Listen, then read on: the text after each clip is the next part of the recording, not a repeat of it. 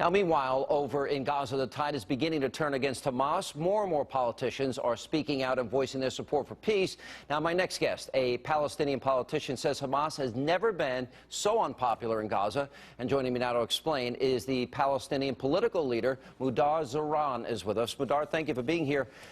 So we keep hearing these stories that Hamas, coalition government, keeps firing rockets from schools and from hospitals and densely populated areas. The Palestinian people are suffering. They push them back in their homes so they can be used as human shields. Has the tide really turned? Are they now supporting peace? And do they want to get rid of the Hamas coalition, the Hamas part of the coalition?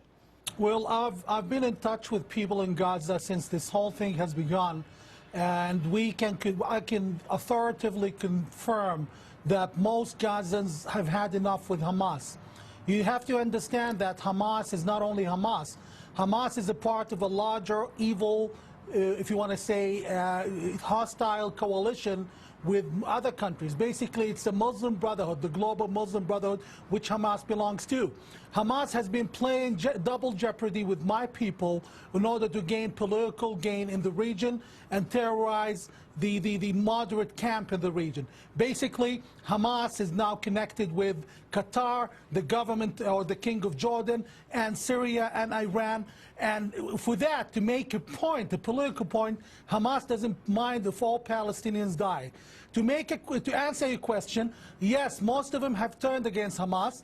Just 2 days ago, there was a protest in Gaza where people protested against Hamas, and 5 of them, I can confirm, 5 of them were shot dead by Hamas and 20 injured. So the tide is changing, and the only reason Hamas is keeping the ground in Gaza now is because of its military power. It's basically a dictatorship playing the agendas of other countries like Qatar and those hostile nations. Well, Qatar is obviously funding Hamas with the money that they can buy the rockets, but isn't this part of a much larger struggle, and that being between radical Islam and those that want to hijack Islam as a religion, and those that are more moderate, that would like peace with Israel, but are afraid to speak out for fear that they will be viewed as apostates and that they themselves will be targeted for murder? Isn't that the underlying cause and why we don't hear from moderate Muslims more often?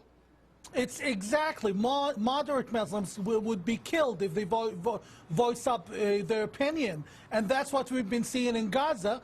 And unfortunately, I have to speak out against the disappointment we, let's say, normal Muslims have, that unfortunately we can see the U.S. administration giving in to the radicals. The U.S. administration, I think it's well-intended, but it's a huge mistake that it's now courting countries like Qatar, a country like Jordan's king, who is supporting the Muslim Brotherhood in his country and supporting Hamas openly through his media, and other countries.